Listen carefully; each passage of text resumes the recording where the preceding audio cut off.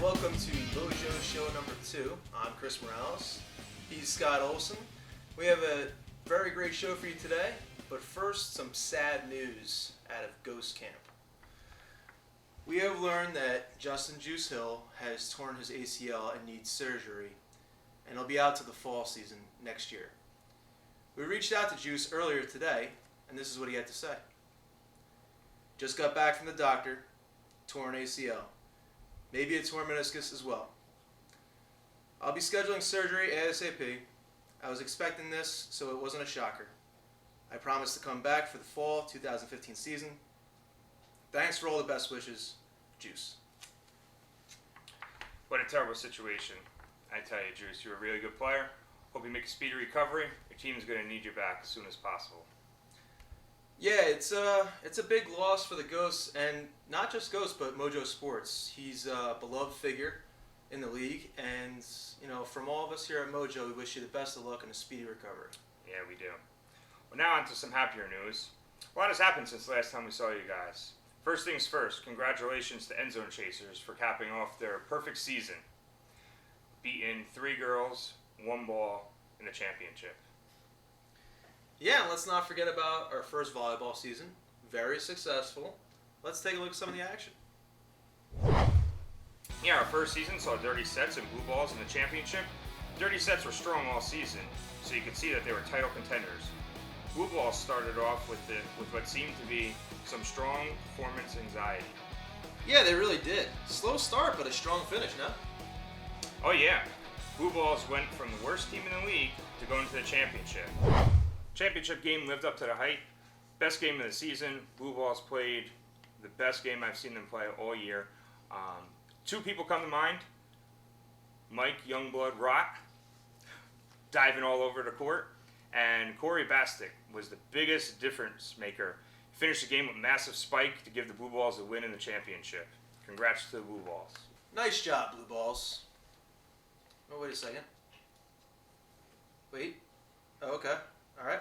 All right, we're getting word here that our sideline reporter, Avni Morales, is standing by with Ghost quarterback Chris Djokovic.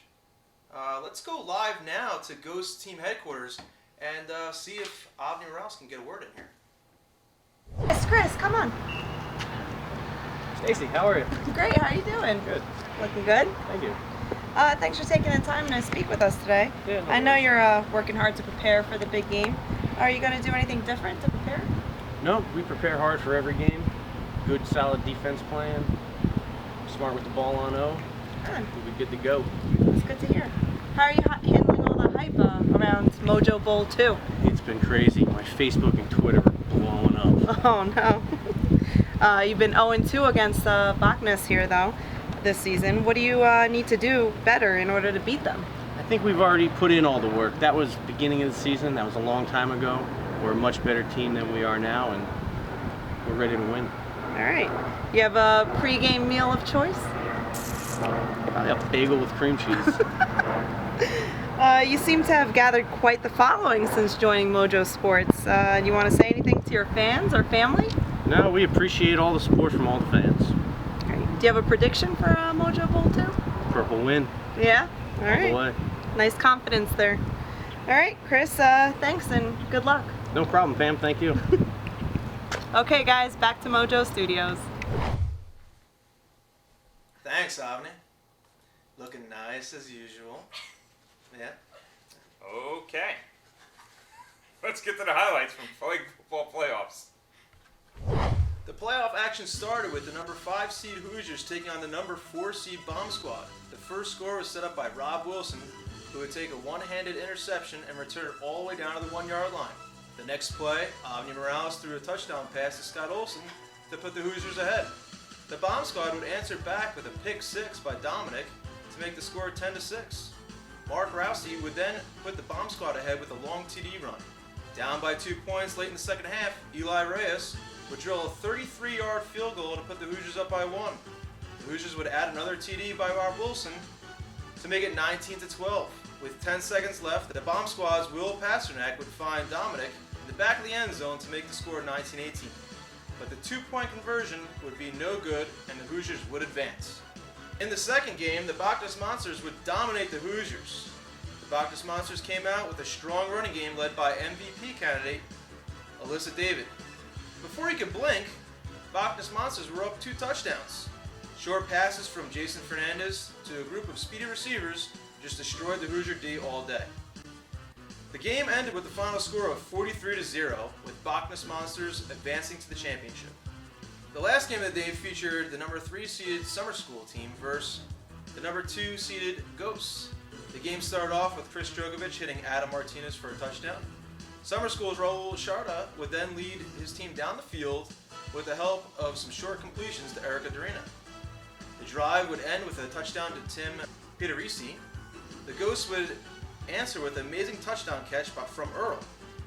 It looked like the Ghosts were gaining control, but then in steps Leanne with an interception. A TD by Julia Baguette followed by a PAT by Fanny Fuentes, and Summer School was ahead. With the pressure building, the Ghosts turned it up a notch. The Ghosts ended up scoring 3 unanswered touchdowns. One apiece from Johnny Ferguson, Kenny Goldstein, and then a pick 6 from Earl to end the game. Final score, 30-14, with the Ghosts advancing to the championship. Okay, let's talk about the upcoming Mojo Bowl, too. Okay, yeah. Break it down for us, Scotty. Well, this is going to be a great matchup. 2 teams, pretty evenly matched. They played twice during the regular season.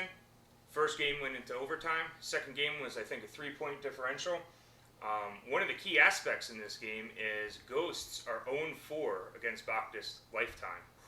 That's tough to compete against, but it's tough to beat a team 5 times as well. It's true.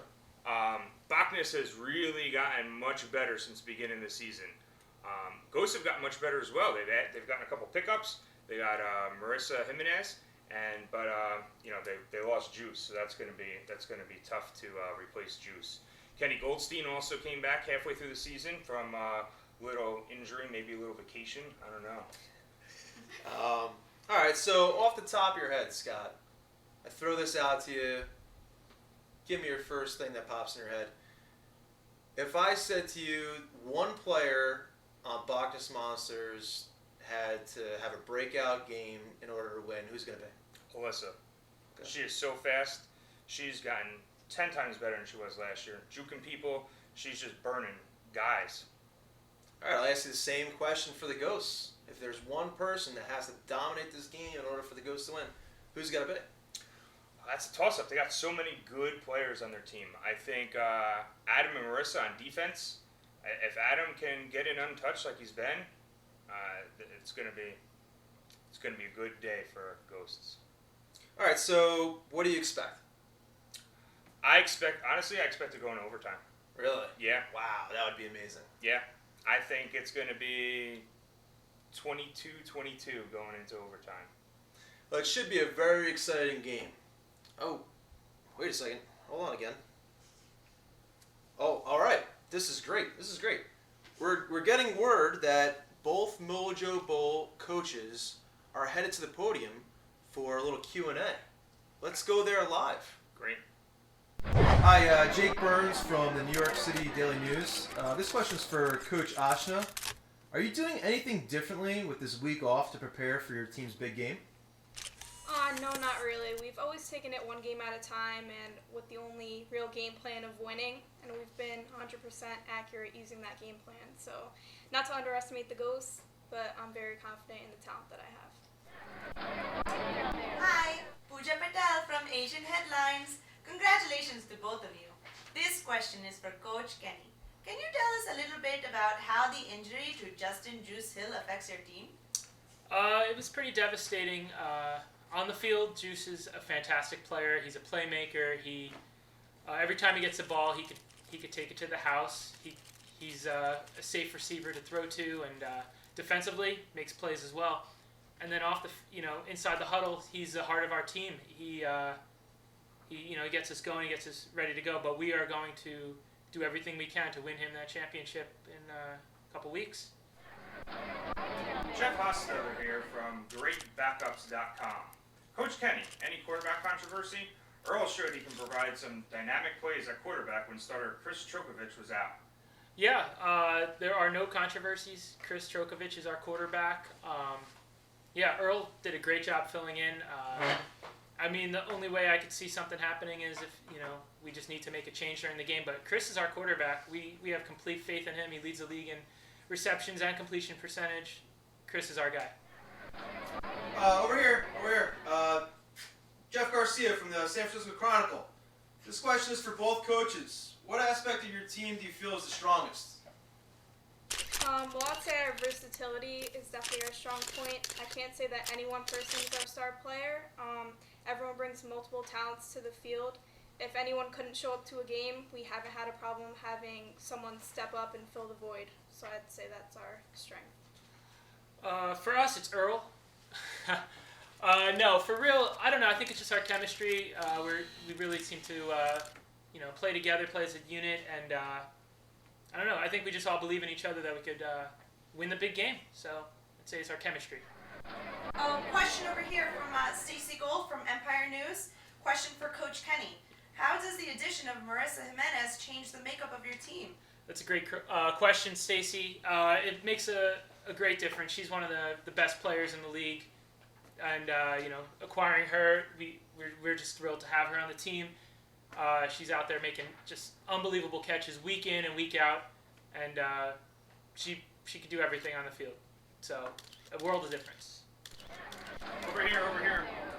Drew Goodbody from Dallas Tribune here. This question is for Coach Ashna. On a scale of 1 to 10, about how ticklish are you? And if you can explain your rating too, that'd be great. Thanks. Well, the last person that tickled me is now an amputee paraplegic. They should have known better. Mojo here again. Coach Ashna, what kind of lunchbox did you have as a kid? I never carried a lunchbox. The only lunch I ate was the one I stole from nerds.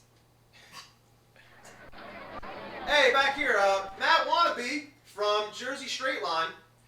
Question for Coach Kenny. If you were playing Red Rover, who would you want to come over? Scarlett Johansson? Maybe that'd be a good answer. I don't know. Thanks, Matt, for the question, though.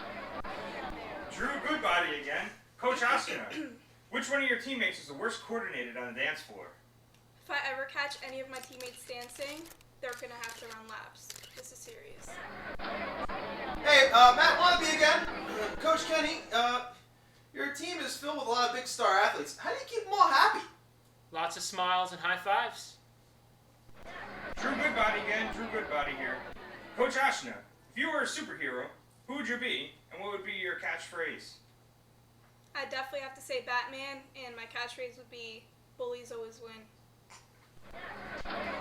Pooja again. Coach Ashna, what's it like having to face your sister on the football field? Can you speak about how nicely her game has developed? It's really cool to see my sister get into sports. Honestly, she's gotten a lot better over the past couple seasons. It's always fun to line up against her and let her know that there's really only one athlete in the family. I'm just joking. I'm very proud of her. Okay, thank you, coaches. That concludes today's media session. Let's go back to Mojo Studios. Some interesting answers from both head coaches. I am super pumped up for this game. I wish I was playing. Yeah, me too. I am so jacked up. I could barely sleep. I go to bed at night thinking about this championship game. I feel like I'm playing in it. I wish I was playing in it. But whatever, I think it's going to be a classic. Make sure you join us, 11 a.m., Heavenly Farms for Mojo Bowl 2. Up next, it's the Mojo All-Star Selection Show.